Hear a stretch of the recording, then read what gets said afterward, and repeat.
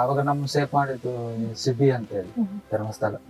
ಅವರು ನಾವು ಇಲ್ಲಾಂದ್ರೆ ನಾವು ಆ ಉದ್ಯೋಗ ಬಿಡ್ಲೇಬೇಕು ಅವಾಗ. ಯಾಕಂದ್ರೆ ಒಂದು ಪರಿಸ್ಥಿತಿ ಇಲ್ಲಿ ಕೆಟ್ಟದಿತ್ತು, ಅಂದ್ರೆ ಇಲ್ಲಿ ತುಂಬಾ ಟಾರ್ಚರ್ ಇತ್ತು ನಮ್ಮ ಕುಟುಂಬಕ್ಕೆ. ಅಂದ್ರೆ ಲೋಕಲ್ ಪೊಲೀಸ್ ಏನಿದ್ರ ಯಾರು ಯಾವಾಗ ಬರ್ತಾರೆ ಅನ್ನುವಂಥದ್ದು ಹೇಳಲಿಕ್ಕೆ ಆಗಲ್ಲ. ಯಾಕಂದ್ರೆ ರಾತ್ರಿ ಕೂಡ ಬರ್ತಾ ಇದ್ರು ಕಾರ್ಯಾಚರಣೆಗೆ, ಮತ್ತು ಹಗಲು ಹೊತ್ತು ಕೂಡ ಬರ್ತಾ ಇದ್ರು. ಅಪ್ಪ ಅಮ್ಮನಿಗೆ ಕೂಡ ಏನಂದ್ರೆ ಸ್ವಲ್ಪ ಹೆಣ್ಮಗಳು ಹೋಗ್ಲೇಬಾರ್ದಿತ್ತು ಅನ್ನುವಂಥದ್ದು ತುಂಬಾ ಇತ್ತು. ಯಾವಾಗ ಸುಂದರಿ ಭೂಗತರಾದ್ರ ನಮಗೂ ಟಾರ್ಚರ್ ಜಾಸ್ತಿ ಬಂತು. ಇಲ್ಲಿ ಲೋಕಲ್ ಯುವಕರೆಲ್ಲ ಅರೆಸ್ಟ್ ಆದ್ರು.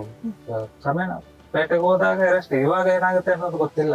ಇಲ್ಲಿ ನೋಡಿ, ಒಂದು ಕಡೆಯಿಂದ ನಕ್ಸಲೈಟ್ ಸ್ಕ್ವಾಡ್ ಇಲ್ಲಿ ಸಂಚಾರ ಇದೆ. ಒಂದು ಕಡೆಯಿಂದ ಅದು ANF ಅಂತ ಹೇಳಿ ಮಾಡಿದ್ರಲ್ಲ, ತುಂಬಾ ಸ್ಟ್ರಾಂಗ್ ಬಂತು. ಅದು ತುಂಬಾ ಸ್ಟ್ರಾಂಗ್ ಬಂತು ಅಂತ ಹೇಳಿದ್ರೆ ಅದು ಹೇಳಲಿಕ್ಕೆ ಆಗಲ್ಲ. ನಾವು ಅದನ್ನು ಎಣಿಸಿದ್ರೆ ಈಗ ಏನೋ ಪುನರ್ಜನ್ಮ ಅಂತ ಹೇಳ್ಬೋದು ನಾವು. ಅವಾಗ ಇಲ್ಲಿ ಯಾರು ಇಲ್ಲ, ಹಗಲೊತ್ತು ನಾವು ಮನೆಯಲ್ಲಿ ಇರುವಂತ ಪರಿಸ್ಥಿತಿ ಇಲ್ಲ. ಯಾಕಂದ್ರೆ ನಾವು ಏನೋ ಕಾಡಿಗೆ ಹೋಗ್ಲೇಬೇಕು. ಯಾವಾಗ ವಸಂತ ಎನ್ಕೌಂಟರ್ ಆಯ್ತಾ, ನನ್ನನ್ನು ತುಂಬಾ ಸೇಫ್ ಮಾಡಿದ್ದು ಮಾಧ್ಯಮದವರೇ. ಸರ್, ಈಗ ದಿವಾಕರ್ ಅವರು ಮತ್ತೆ ಸುಂದರಿ ಅವರು ಪ್ರೀತಿಸ್ತಾ ಇದ್ರು, ಅಂದ್ರೆ ಭೂಗತರಾಗೋದಕ್ ಮುಂಚೆನೆ ಅವರು ಪ್ರೀತಿಸ್ತಾ ಇದ್ರು. ಅದೇ ಕಾರಣದಿಂದ ಅವರು ದಿವಾಕರ್ ಜೊತೆ ಕಾಡಿಗೆ ಹೋದ್ರು, ಅಲ್ಲಿ ಮತ್ತೆ ಪ್ರೀತಿಸಿ ಮದುವೆ ಆದ್ರು ಅಂತ. ಈ ವಿಚಾರ ಎಲ್ಲ ನಿಮಗ್ ಗೊತ್ತಿತ್ತಾ, ಹೇಗೆ ಅಂತ? ದಿನಾಕರ್ ಮತ್ತು ಸುಂದರಿ ಅವರು, ಅಂದ್ರೆ ದಿನಾಕರ್ ಅವರು ನಮ್ಮ ಕುಟುಂಬದಲ್ಲಿ ಮೊದ್ಲೇ ಕೇಳಿದ್ರು ಅವರು. ಅಂದ್ರೆ ನಾವು ಈ ತರ ಮದುವೆ ಆಗ್ಬೋದಾ, ನಿಮ್ದು ಒಪ್ಪಿಗೆ ಇದೆಯಾ ಅನ್ನುವಂಥದ್ದು ನಮ್ಮ ಮನೆಯಲ್ಲಿ ನಮ್ಮಲ್ಲಿ ಕೇಳಿದ್ರು ಅವರು.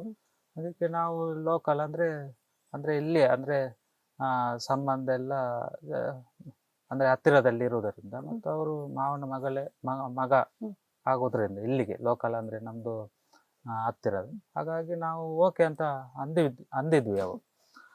ಆನಂತರ ಅದು ದಿನಾಕರ್ ಅವರು ಭೂಗತರಾದ್ರು ಕ್ರಮೇಣ. ಅಂದ್ರೆ ಒಂದು ವರ್ಷದಲ್ಲಿ ಅಷ್ಟು ವಿಚಾರ ಹೇಳಿ ಅವರು ನಕ್ಸಲೈಟ್ಗೆ ಭೂಗತರಾದ್ರು. ಅವರು ಅಂದ್ರೆ ತಕ್ಷಣ ಅದೇ ಪ್ರತಿಕ್ರಿಯೆಗೆ ಸ್ಪಂದಿಸಿ ಅವರು ಭೂಗತರಾಗಿ ಹೋದಾಗ, ಆನಂತರ ಸುಂದರಿ ಅವರು ಕ್ರಮೇಣ ಹೋಗ್ಲೇಬೇಕಾ ಪರಿಸ್ಥಿತಿ ಇತ್ತು. ಒಂದು ಪರಿಸ್ಥಿತಿ ಇಲ್ಲಿ ಕೆಟ್ಟದಿತ್ತು, ಅಂದ್ರೆ ಇಲ್ಲಿ ತುಂಬಾ ಟಾರ್ಚರ್ ಇತ್ತು ನಮ್ಮ ಕುಟುಂಬಕ್ಕೆ. ಅಂದ್ರೆ ನಾವು ಹೊರಗಡೆ ಹೋಗ್ತೀವಿ ಕೆಲಸಕ್ಕೆ ಹೋಗ್ತೀವಿ ನಾವು. ಕೆಲಸಕ್ಕೆ ಹೋದಾಗ ಇಲ್ಲಿ ಸುಂದರಿ ಅವರು ಮಾತ್ರ ಇರುವಂತದ್ದು. ಹಾಗಾಗಿ ಇಲ್ಲಿ ಲೋಕಲ್ ಪೊಲೀಸ್ ಏನಿದ್ರ ಯಾರು ಯಾವಾಗ ಬರ್ತಾರೆ ಅನ್ನುವಂಥದ್ದು ಹೇಳಲಿಕ್ಕೆ ಆಗಲ್ಲ. ಯಾಕಂದ್ರೆ ರಾತ್ರಿ ಕೂಡ ಬರ್ತಾ ಇದ್ರು ಕಾರ್ಯಾಚರಣೆಗೆ, ಮತ್ತು ಹಗಲು ಹೊತ್ತು ಕೂಡ ಬರ್ತಾ ಇದ್ರು. ಯಾವಾಗ ಏನಾಗುತ್ತೆ ಅನ್ನುವಂಥದ್ದು ತುಂಬಾ ಎನಿಸುವಂಥದ್ದು ತುಂಬಾ ಕಷ್ಟ ಇತ್ತು. ಯಾಕಂದ್ರೆ ಒಂದು ಹೆಣ್ಮಗಳು ಒಂದು ಮನೆಯಲ್ಲಿರುವಾಗ, ಈ ತರದ್ದು ಪರಿಸ್ಥಿತಿ ಇರುವಾಗ, ವಸಂತ ಭೂಗತರಾಗಿದ್ದಾಗ ಆ ಮನೆ ಪರಿಸ್ಥಿತಿ ತುಂಬಾ ಕೆಟ್ಟದಾಗಿತ್ತು. ಹಾಗಾಗಿ ಅವರು ಟಾರ್ಚರ್ ಯಾವಾಗ ಅವರಿಗೂ ಕೂಡ ಬಂದಾಗ ಅವರು ಕ್ರಮೇಣ ಅವರು ಭೂಗತರಾಗಿ ಹೋದ್ರು. ಈಗ ಆ ಸಮಯದಲ್ಲಿ ನಿಮ್ಮ ಅಪ್ಪ ಅಮ್ಮ ಯಾವ ತರ ಕಷ್ಟ ಅನುಭವಿಸಿದ್ರು? ಯಾಕಂದ್ರೆ ಒಂದು ಮನೇಲಿ ಇಬ್ರು ನಕ್ಸಲೈಟ್ಸ್ ಇದ್ದಾರೆ ಅಂದ್ರೆ ಸಮಾಜ ನೋಡುವ ರೀತಿ ಒಂಥರ ಇರುತ್ತೆ. ಆಗಾಗ ಮನೆಗೆ ಪೊಲೀಸರು ಬರ್ತಾರೆ, ಅಪ್ಪ ಅಮ್ಮನಿಗೆ ಇಬ್ರು ಮಕ್ಕಳು ಮನೆಗೆ ಬರೋದಿಲ್ಲ ಅಂದ್ರೆ ಆ ಸಿಚುವೇಶನ್ ಎಲ್ಲ ಹೆಂಗಿತ್ತು? ಅಂದ್ರೆ ಅಪ್ಪ ಅಮ್ಮ ಅಂದ್ರೆ ವಿದ್ಯಾಭ್ಯಾಸ ಇದ್ದಿಲ್ಲ ಅಪ್ಪ ಅಮ್ಮನಿಗೆ. ಅಂದ್ರೆ ಅವರು ತುಂಬಾ ಶಾಂತ ಸ್ವಭಾವವರು, ನಮ್ಮಾಗೆ ಶಾಂತ ಸ್ವಭಾವದವರು. ಹಾಗಾಗಿ ಅವರು ಅಷ್ಟು ತಾಳ್ಮೆ, ಇಲ್ಲಿ ಪರಿಸ್ಥಿತಿಯನ್ನು ಸ್ವಲ್ಪ ಅವರು ಜಾಸ್ತಿ ಅವರು ಕೂಡ ತಿಳ್ಕೊಂಡಿದ್ರು. ಅಂದ್ರೆ ಇಲ್ಲಿ ಇನ್ನು ಸರ್ಕಾರದಿಂದ ನಾವು ಇಲ್ಲಿ ಹೋಗ್ಲೇಬೇಕು, ಇಲ್ಲಿಂದ ಏನು ಉಪಾಯ ಇಲ್ಲ. ಹಾಗಾಗಿ ಅವರು ಅದನ್ನು ಅಂದ್ರೆ ಅಪ್ಪ ಅಮ್ಮನಿಗೆ ಇದು ಗೊತ್ತಿಲ್ಲ, ಇಷ್ಟು ತೀವ್ರ ಹೋರಾಟ ಆಗುತ್ತೆ ಮತ್ತು ಇಷ್ಟು ದೊಡ್ಡ ಮಟ್ಟದಲ್ಲಿ ಆಗುವಂತದ್ದು ನಮಗೂ ಕೂಡ ಗೊತ್ತಿಲ್ಲ, ಅಪ್ಪನಿಗೆ ಗೊತ್ತಿಲ್ಲ. ಹಾಗಾಗಿ ಅವರು ಅಂದ್ರೆ ದಿನಕರ್ಗೆ ಯಾವಾಗ ಮದುವೆ ಅವರು ಪ್ರೀತಿಸಿದ್ರ, ಅಂದ್ರೆ ನಮ್ಮಲ್ಲಿ ಒಪ್ಪಿಗೆ ಕೇಳಿದ್ರ, ಆನಂತರ ಆಟೋಮೆಟಿಕಲಿ ಟಾರ್ಚರ್ ಯಾವಾಗ ಸ್ಟಾರ್ಟ್ ಆಯ್ತು, ಅವರು ಭೂಗತರಾಗಿ ಹೋದಾಗ ಅಪ್ಪ ಅಮ್ಮನಿಗೆ ಕೂಡ ಏನಂದ್ರೆ ಸ್ವಲ್ಪ ಹೆಣ್ಮಗಳು ಹೋಗ್ಲೇಬಾರ್ದಿತ್ತು ಅನ್ನುವಂಥ ತುಂಬಾ ಇತ್ತು. ನಮಗೂ ಕೂಡ ಇತ್ತು, ಆದ್ರೆ ಅಪ್ಪ ಅಮ್ಮನಿಗೆ ಕೂಡ ಇತ್ತು ಬೇಡ ಅಂತ. ಅವ್ರನ್ನ ವಾಪಸ್ ಕರೆಸುವಂತ ಪ್ರಯತ್ನ ಮಾಡ್ಲಿಲ್ವಾ ನೀವು? ಅವರನ್ನ ಸಂಪರ್ಕ ಮಾಡುವಂತ ಪ್ರಯತ್ನ ಮಾಡಿಲ್ವಾ ಆಮೇಲೆ ಅಂತ? ಅಂದ್ರೆ ನಮಗೆ ಮತ್ತೆ ಸಂಪರ್ಕಕ್ಕೆ ಅವರು ಸಿಗುದಿಲ್ಲ. ಯಾಕಂದ್ರೆ ಒಂದ್ಸಲ ನಮ್ಮ ಕುಟುಂಬದಿಂದ ಹೋಯ್ತಂದ್ರೆ ಮತ್ತೆ ಅವರು ಇಲ್ಲಿಗೆ ಲೋಕಲ್ ಸ್ಕ್ವಾಡ್ ರೂಪದಲ್ಲಿ ಹಾಕಲ್ಲ. ಯಾಕಂದ್ರೆ ಇಲ್ಲಿಗೆ ಸಂಪರ್ಕ ಸಿಕ್ಕಿದ್ರೆ ಮತ್ತೆ ಅವರು ಮತ್ತೆ ಕುಟುಂಬಕ್ಕೆ ಸೇರುವಂತದ್ದು ಇರುತ್ತೆ. ಕಷ್ಟ ನಷ್ಟ ಆಗುವಾಗ ಕುಟುಂಬಕ್ಕೆ ಸೇರುವಂಥದ್ದು ಇರುತ್ತೆ ಅನ್ನುವಂಥ ರೀತಿ ಇದ್ದಾಗ ಅದು ಇಲ್ಲಿಗೆ ಹಾಕಲ್ಲ ಅವರು, ಅಂದ್ರೆ ಬೇರೆ ಕಡೆನೆ ಸ್ಕ್ವಾಡ್ ರೂಪದಲ್ಲಿ ಹಾಕುವಂಥದ್ದು. ಈಗ 2007ರಲ್ಲಿ ಸುಂದರಿ ಹೋಗ್ತಾರೆ, ಆಮೇಲೆ ನೀವು ಅವರನ್ನ ಮೊನ್ನೆ ಶರಣಾಗುವಾಗ್ಲೇ ನೋಡಿದ್ದು 17 ವರ್ಷದ ನಂತರ. ಹೌದು, ಅಂದ್ರೆ ಅವರು 2007ರಲ್ಲಿ ಭೂಗತರ ಆಗಿದ್ದಾಗ ಒಂದೆರಡು ಸಲ ಬಂದಿರ್ಬೋದು. ಅಂದ್ರೆ ನಾವು ಇಲ್ಲಿ ಇದ್ದಿಲ್ಲ, ನಾವು 2009ರಲ್ಲಿ ನಾವು ಕೆಲಸಕ್ಕೆ ಸೇರಿ. ಹೌದು, 2007ರಲ್ಲಿ ನಾವು ಯಾವಾಗ ಸುಂದರಿ ಭೂಗತರ ಆದ್ರ ನಮಗೂ ಟಾರ್ಚರ್ ಜಾಸ್ತಿ ಬಂತು ಇಲ್ಲಿ. ಅಂದ್ರೆ ನಾವು ಅಪ್ಪ ಅಮ್ಮ ನೋಡ್ಕೋಬೇಕು ಅನ್ನುವಂಥದ್ದಿತ್ತು ತುಂಬಾ, ನಾವೇ ನೋಡ್ಕೊಂಡಿದ್ದು. ಹಾಗಾಗಿ ವಸಂತ್ ಮತ್ತು ಸುಂದರಿ ಹೋದ್ರು, ನಾವು ನೋಡ್ಕೊಳ್ಳುವವರು ಇದ್ದಾರೆ ಅನ್ನುವಂಥದ್ದು ರೀತಿಯಲ್ಲಿ ಇದ್ದಾಗ ಅವ್ರು ಹೋದ್ರು, ನಾವೇ ನೋಡ್ಕೊಂಡಿದ್ವಿ. ಆಮೇಲೆ ಎಲ್ಲ ನಮಗೆ ಜವಾಬ್ದಾರಿ ಯಾವಾಗ ನಿಮ್ಮ ಮೇಲೆ ಟಾರ್ಚರ್ ಜಾಸ್ತಿ ಬಂತ, ಪೊಲೀಸಿಂದ ಜಾಸ್ತಿ ನಮ್ಗೆ ಕಿರುಕುಳ ಬಂತ. ಯಾಕಂದ್ರೆ ನಾವು ಅರೆಸ್ಟ್ ಎಲ್ಲ ಇಲ್ಲಿ ಲೋಕಲ್ ಯುವಕರೆಲ್ಲ ಅರೆಸ್ಟ್ ಆದ್ರು. ಕ್ರಮೇಣ ಪೇಟೆಗೆ ಹೋದಾಗ ಅರೆಸ್ಟ್, ಇವಾಗ ಏನಾಗುತ್ತೆ ಅನ್ನೋದು ಗೊತ್ತಿಲ್ಲ. ಅಂದ್ರೆ ಅಷ್ಟು ಟಾರ್ಚರ್ ಇಲ್ಲಿ ಬಂತು ಆವಾಗ. ಯಾಕಂದ್ರೆ ಪೇಟೆಗೆ ಹೋದಾಗ ಯಾರು ಇವತ್ತು ಅರೆಸ್ಟ್ ಆಗಿ ಸ್ಟೇಷನ್ಗೆ ಹೋಗ್ತಾರೆ ಅನ್ನುವಂಥದ್ದು ಯಾರಿಗೂ ಗೊತ್ತಿಲ್ಲ. ಇವಾಗಿದ್ದಿಲ್ಲ, ಇವಾಗಿಲ್ಲ. ಆವಾಗಿನ ಪರಿಸ್ಥಿತಿ ತುಂಬಾ ಕೆಟ್ಟದಿತ್ತು. ಅಂದ್ರೆ ರಾತ್ರಿ ಕೂಡ ಬರ್ತಾ ಇದ್ರು, ಹಗಲು ಹೊತ್ತು ಬರ್ತಾ ಇದ್ರು, ಪೇಟೆಯಲ್ಲಿ ಕರ್ಕೊಂಡು ಹೋಗುದೇ ಆ ತರ ಇತ್ತು ನಮ್ಮನ್ನೆಲ್ಲ. ಹಾಗಾಗಿ ನಾವು ಒಂದು ಏನ್ ಮಾಡ್ಬೇಕಂತ ಗೊತ್ತಾಗಿಲ್ಲ. ಮತ್ತೆ ನಾವು ಅಂದ್ರೆ ನಾವು ಸ್ವಲ್ಪ ಓದಿದ್ವಿ ಅಲ್ಲ, ಹಾಗಾಗಿ ನಾವು ಹೊರಗಡೆ ಹೋಗುವಂತದ್ದೇ ಸ್ವಲ್ಪ ನಮ್ಮ ಕುಟುಂಬದ ಸೇಫ್ಟಿ ಅಂತ ಹೇಳಿ ನಾವು ಹೊರಗಡೆ ಹೋದ್ವಿ. ಅಂದ್ರೆ ನೀವೇನ್ ಮಾಡ್ತಾ ಇದ್ರಿ ಇಲ್ಲಿಂದ ಹೋಗಿ ನಾವು ಧರ್ಮಸ್ಥಳ ಯೋಜನೆ ಸೇರಿದ್ವಿ. ಅಂದ್ರೆ ಅಲ್ಲಿ ಸುಮಾರು ಒಂದು 9-10 ವರ್ಷ ಅಲ್ಲೇ ಕೆಲಸ ಮಾಡ್ಕೊಂಡಿದ್ವಿ. ಈಗ ಕೆಲಸದ ಜಾಗದಲ್ಲಿ ಅಲ್ಲಿ ನಿಮಗೆ ಜನ, ನಿಮ್ಮ ಮನೆಯವರು ನಕ್ಸಲ್ಸ್ ಇದ್ದಾರೆ ಆತರ ಟ್ರೀಟ್ ಮಾಡುವಾಗೆಲ್ಲ ಯಾವ ತರ ಅನ್ನಿಸ್ತಾ ಇತ್ತು ಅಂತ? ಅಂದ್ರೆ ನಾವು ಕೆಲಸಕ್ಕೆ ಹೋದಾಗ ಅಂದ್ರೆ ಯಾವಾಗ ಫೋನ್ ಬರುತ್ತೆ ಅನ್ನುವಂಥದ್ದು ತುಂಬಾ ಭಯದಲ್ಲಿ. ಯಾರ್ದು ಫೋನ್ ಬರುತ್ತಾ, ರಿಂಗ್ ಆಗುತ್ತಾ, ನಮ್ದು ಮನೆಯದ್ದು ಏನು ಎನ್ಕೌಂಟರ್ ಆಗುತ್ತಾ, ಇವಾಗ ಏನು ಮೆಸೇಜ್ ಅಂತ.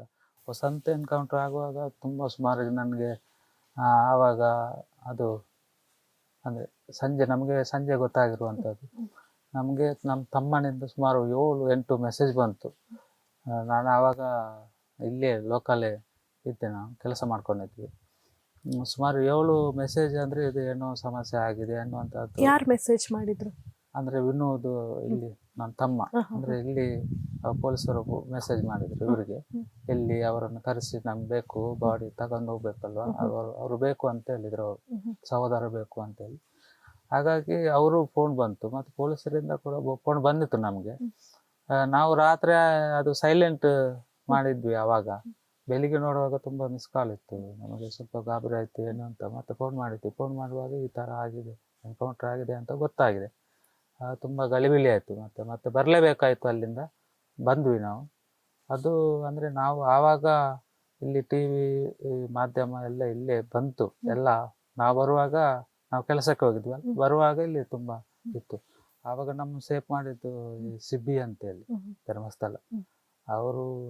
ನಾವು ಇಲ್ಲಾಂದ್ರೆ ನಾವು ಉದ್ಯೋಗ ಬಿಡ್ಲೇಬೇಕು ಅವಾಗ. ಯಾಕಂದ್ರೆ ನಕ್ಸಲೈಟು ಕುಟುಂಬ ಅಂತ ಹೇಳಿದ್ಮೇಲೆ ಅದು ಕೆಲಸ ಮಾಡ್ಲಿಕ್ಕೆ ಆಗಲ್ಲ. ಕೆಲಸ ಮಾಡ್ಲಿಕ್ಕೆ ನಾವು ಎಷ್ಟು ನಾವು ಆ ತರ ಅಲ್ಲ ಅಂತ ಹೇಳಿದ್ರು ಕೂಡ ಹೊರಗಿನವ್ರು ಒಪ್ಲಿಕ್ಕೆ ಸಾಧ್ಯನೇ ಇಲ್ಲ. ಯಾಕಂದ್ರೆ ನೀವು ಕೆಟ್ಟವರೇ ಅನ್ನುವಂಥದ್ದು ಬರುತ್ತೆ. ಹಾಗಾಗಿ ಆ ತರ ಅವರು ಸೇಫ್ ಮಾಡಿದ್ರು. ಹೊರಗಡೆ ಯಾವ್ದು ನ್ಯೂಸ್ ಮಾಡೇ ಇಲ್ಲ ನನ್ನನ್ನು.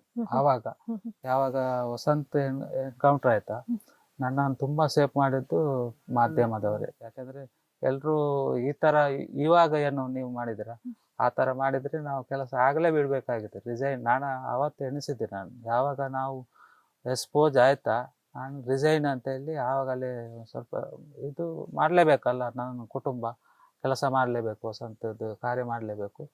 ಯಾವಾಗ ಹೊರಗಡೆ ಪ್ರಚಾರ ಆದರೆ ನಾನು ಬಿಡುವುದೇ ಅನ್ನುವಂಥದ್ದು ನಿರ್ಧಾರದಿಂದ ನಾನು ಬಂದೆ. ಮತ್ತೆ ಆನಂತರ ಅದೇ ನಮಗೆ ಸಿಬಿ ಧರ್ಮಸ್ಥಳ ಅವರು ಸ್ವಲ್ಪ ನಮ್ದು 9 ವರ್ಷ ಏನು ಕೆಲಸ ಆಗ್ಬೇಕಾ ಅವ್ರದ್ದೇ. ಅಂದ್ರೆ ಅವರು ಎಲ್ಲಿ ಕೂಡ ಎಕ್ಸ್ಪೋಸ್ ಮಾಡ್ಲಿಕ್ಕೆ ಬಿಟ್ಟಿಲ್ಲ, ಬೇರೆಯವರನ್ನು ಕೂಡ ಬಿಟ್ಟಿಲ್ಲ. ಅವ್ರು ಎಲ್ಲ ಬಂದಿದ್ರು, ಟಿವಿ ಮಾಧ್ಯಮ ಅವರೆಲ್ಲ ಬಂದಿದ್ರು.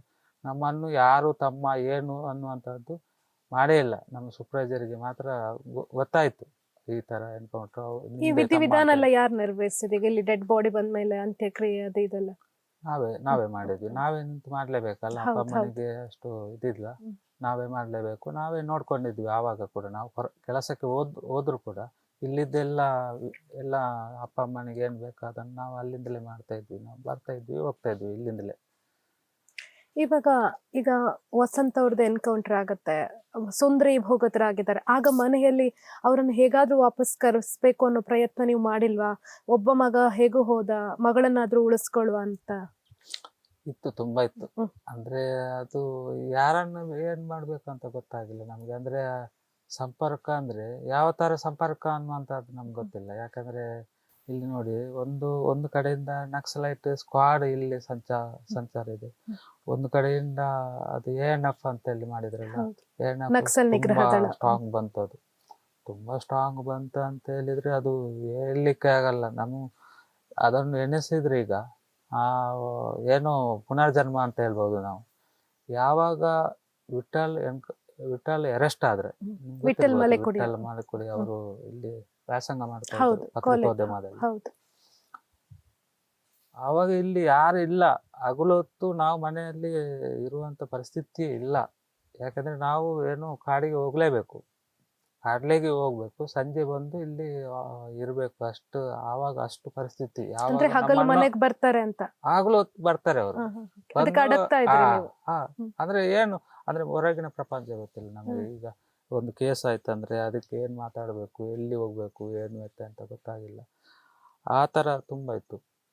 ಯಾವಾಗ ವಿಠಲ್ ಅಂದ್ರೆ ಅವ್ರ ತಂದೆಗೆ ಟಾರ್ಚರ್ ಮಾಡಿ ಅವರನ್ನು ಕರ್ಕೊಂಡು ಹೋದ್ರ, ಆವಾಗ ವಿಠಲ್ ಬಂದ್ರು. ವಿಠಲ್ ಬಂದಾಗ ವಿಠಲನ್ನು ಇವರು ANF ವಿಭಾಗದವರು ಕರ್ಕೊಂಡು ಹೋಗಿ ಟಾರ್ಚರ್ ಕೊಟ್ಟರು, ಅವರು ಜೈಲಲ್ಲಿ ಇಟ್ಟು, ಮತ್ತೆ ತುಂಬಾ ಪ್ರೊಸೀಜರ್ ನೀವು ನೋಡಿದ್ರಿ. ಯಾವಾಗ ಅವ್ರದ್ದು ಕೇಸ್ ಆಯ್ತಾ, ಆವಾಗ ANF ದೌರ್ಜನ್ಯ ಕುತ್ಲೂರಿಗೆ ಕಡಿಮೆ ಆಯ್ತು, ಬೇರೆಯವ್ರಿಗೆ ಗೊತ್ತಿಲ್ಲ ನಮ್ಗೆ. ಕುತ್ಲೂರಿಗೆ ತುಂಬಾ ಕಡಿಮೆ ಆಯ್ತು. ಆನಂತರ ದೌರ್ಜನ್ಯ ಅಂತ ಇಲ್ಲ. ಮತ್ತೆ ಏನು ಪೇಟೆಯಲ್ಲಿ ಸಿಕ್ಕಿದ್ರೆ ಸ್ವಲ್ಪ ಮಾತಾಡ್ತಾರೆ, ಅಂದ್ರೆ ಫ್ರೆಂಡ್ಲಿ ಆಗಿ ಮಾತಾಡ್ಕೊಂಡು ಹೋಗುವಂತ ಪರಿಸ್ಥಿತಿ ಬಂತು. ಅಂದ್ರೆ ವಾತಾವರಣ ಬದಲಾಯಿತು, ತುಂಬಾ ಬದಲಾಯಿತು. ನಿಮಗೂ ಕೂಡ ನಕ್ಸಲ್ ಅದು ಸ್ವಲ್ಪ ಅರಿವು ಮೂಡಿಸುವಂತ ಕೆಲಸಗಳಾಯ್ತು, ನಿಮಗೂ ಕೂಡ ಗೊತ್ತಾಯ್ತಲ್ಲ. ಮೊದ್ಲೆಲ್ಲ ಆರಂಭದಲ್ಲಿ ಏನ್ ನಡೀತಾ ಇದೆ ಅಂತಲೇ ನಿಮಗೆ ಅರ್ಥ ಆಗ್ತಾ ಇರ್ಲಿಲ್ಲ. ಪತ್ರಿಕಾ ಮಾಧ್ಯಮ ಸಂಪರ್ಕ ಸಿಕ್ತು. ಮತ್ತೆ ವಿಠಲ್ ಯಾವಾಗ ಇದು ಅರೆಸ್ಟ್ ಆಯ್ತಾ, ಎಲ್ಲಾ ಮಾಧ್ಯಮದವರು ಮತ್ತೆ TV ಮಾಧ್ಯಮ, ಹೊರಗಿನ ಪ್ರಪಂಚದ ಸಪೋರ್ಟ್ ಸಿಗ್ತಾ ಹೋಯ್ತು ನಮಗೆ. ಅಂದ್ರೆ ಇಲ್ಲಿ ಇದ್ದವರಿಗೆ ಯಾರು ಪ್ರಾಮಾಣಿಕವಾಗಿ ಇರ್ತಾರೆ ಅವರಿಗೆ ತುಂಬಾ ಸಪೋರ್ಟ್, ಈಗಲೂ ಕೂಡ ತುಂಬಾ ಸಪೋರ್ಟ್ ಎಲ್ಲ ಕಡೆಯಿಂದ ಸಪೋರ್ಟ್ ಸಿಗ್ತಾ ಇದೆ. ಹಾಗಾಗಿ ಅಷ್ಟು ದೌರ್ಜನ್ಯ ಮಾಡ್ಲಿಕ್ಕೆ ಆಗಿಲ್ಲ.